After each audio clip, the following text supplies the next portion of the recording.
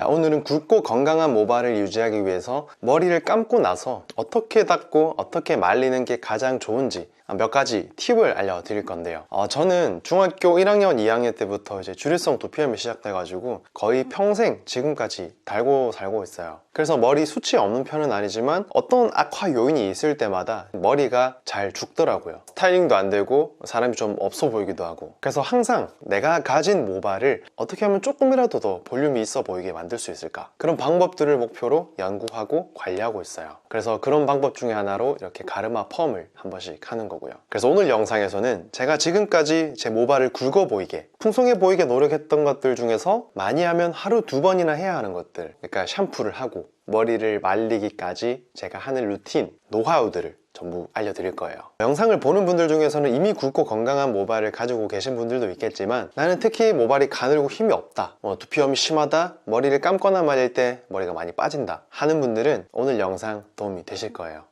자, 일단 머리를 감을 때는 여러분들이랑 잘 맞는 샴푸를 그냥 사용하시면 돼요. 저 같은 경우는 세정력이 그렇게 강하지 않은 샴푸로 하루 2번 감고 있는데, 하루 1번 감는 분들은 세정력이 조금 강한 걸로 하루에 1번 하시는 게 좋고요. 하루에 2번 감는 분들은 세정력에 그렇게 구애를 받지 않아도 괜찮아요. 포인트는 내가 이 샴푸를 사용하고 가려움이나 자극감이 없어야 된다는 거. 또 샴푸는 또 제가 썼던 것들 중에서 가장 만족스러웠던 것들 조만간에 정리해서 한번 올려드릴게요. 어쨌든 머리를 감고 나와서 가장 중요한 거, 타월 드라이를 하실 때 절대 이렇게 털거나 비비면서 닦으시면 안 돼요. 머리카락은 머리카락대로, 또 두피는 두피대로 손상이 되기 때문에 이런 습관이 있는 분들은 항상 두피가 좀 화가 나 있는 경향이 있고 모발이 푸석하고 힘이 없는 경우가 많아요. 그래서 있는 그대로, 머리가 짧은 남자분들은 머리를 이제 꾹꾹 이렇게 눌러가면서 닦으시는 게 가장 좋고요. 머리가 긴 분들은 머리카락을 이렇게 주먹쥐듯이 일단 물기를 빼주고요. 그 다음에 이제 이렇게 두피를 눌러서 닦아줍니다. 이렇게 하셔야 드라이기를 사용하는 시간을 최대한 줄일 수 있거든요. 우리 두피랑 피부에 좋지 않은 이런 건조한 바람에 노출되는 시간을 최대한 줄여주는 거예요. 제가 겨울에 이 히터 바람을 꼭 피하는 이유랑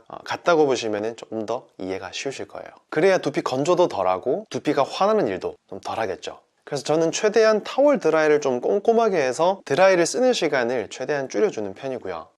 자, 두 번째는 머리를 말릴 때도 굉장히 중요해요. 저는 실제로 중학교, 고등학교, 대학교 가면서 진짜 두피염이 심할 때는 항상 차가운 바람 아니면 선풍기로 머리를 말렸어요. 시간이 좀 오래 걸리더라도 늘 항상 그렇게 머리를 말렸었는데, 근데 이제는 출근도 해야 되고 현실적으로 그게 좀 쉽지 않다 보니까 따뜻한 바람을 적절하게 섞어주면서 드라이 하고 있어요. 특히 두피 쪽으로 바람을 향해야 될 때는 최대한 멀리 떨어뜨려서 하거나 아니면 찬바람으로 말려주고요. 머리카락만 말릴 때는 따뜻한 바람의 비중을 조금 더 높게 가져가는 편이에요. 그래서 이렇게 처음에는 큐티클 반대 방향으로 최대한 모발이 손상되지 않게 위에서 아래 방향으로 가볍게 건조시켜주고요. 그 다음에는 이제 가르마를 가볍게 태워줍니다. 저는 가르마 펌을 했으니까. 저는 출근을 하면은 바로 거의 수술 모자를 쓰기 때문에 굳이 평소에는 이렇게 스타일링에 신경을 쓰지 않는데, 진짜 허군날 이렇게 스타일링을 해야 되고 뜨거운 바람을 두피 가까이 하시는 분들은 항상 피부 장벽이 좀 약해져 있고 그 부위만 모발이 좀 약해지고 조금 더 비쳐 보이는 경향이 있어요. 영상을 보시는 분들도 본인의 일이 될 수 있으니까 유독 특정 부위만 너무 손상되지 않도록 잘 조절하시면서 드라이 하셔야 되고요.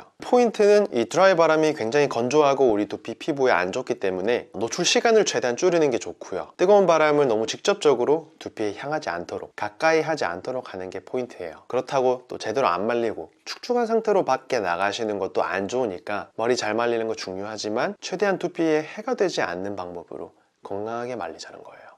제가 이렇게 가르마 펌이나 에즈 펌을 주기적으로 하고 있는데, 이런 스타일링을 통해서 두피가 비쳐 보이거나 뭔가 볼륨이 죽어 보이는 그런 고민들을 해결할 수 있어요. 유튜브를 찾다 보면은 금강연아님도 그렇고 미용사분들이 이런 탈모 관련 컨텐츠를 많이 하시는데, 이런 것들이 조회수도 많이 나오는 만큼 그만큼 스타일링도 우리 탈모인들한테는 굉장히 중요해요. 근데 중요한 거는 제가 이렇게 탈모도 있고 두피염도 있는데 왜 파마를 계속 하느냐 궁금하실 거예요. 저도 한때 두피염이 많이 심하기도 했고 파마나 염색에 공포감이 좀 있었기 때문에 거의 12년 동안 같은 머리 스타일을 고수해 왔었는데, 구독자분께서 가르마 펌을 꼭 해보시라는 그런 댓글들을 보고 제가 한번 해봤어요. 한번 해봤다가 이게 너무 마음에 들고 탈모에 받는 스트레스를 좀 많이 줄여주는 거예요, 이 스타일링 하나가. 그래서 지금은 4개월에 한 번씩 매번 이렇게 가르마 펌이나 에즈 펌을 하고 있는데, 파마약이 염색약보다는 자극이 훨씬 덜하고요. 그리고 파마는 나름 신경 써서 시술을 하면은 두피에 전혀 약이 묻지 않기 때문에 두피나 탈모에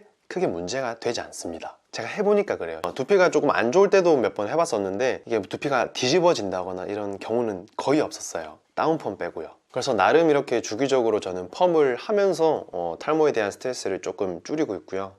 반면에 염색은 염색 나름이긴 하지만 보통은 우리가 뿌리 염색까지 하는 경우가 많기 때문에 이 염색약은 두피에 닿을 수밖에 없는 경우가 많아요. 그리고 이 염색량이 굉장히 강한 산화제이기 때문에 그 기전에 있어서도 두피에 훨씬 더 자극이 강해요. 그래서 염색약은 파마약보다 훨씬 더 경계를 하셔야 된다. 그래서 염색을 꼭 주기적으로 해야 된다면 요즘에 뭐 커피 염색이나 헤나 염색을 하시는 게 두피 자극이 훨씬 더 덜하니까 이런 방법들도 잘 알아보시는 게 좋은 해결책이 될 거예요. 그래서 건강한 염색법에 대해서는 제가 나중에 한번 심도 있게 다뤄드릴게요.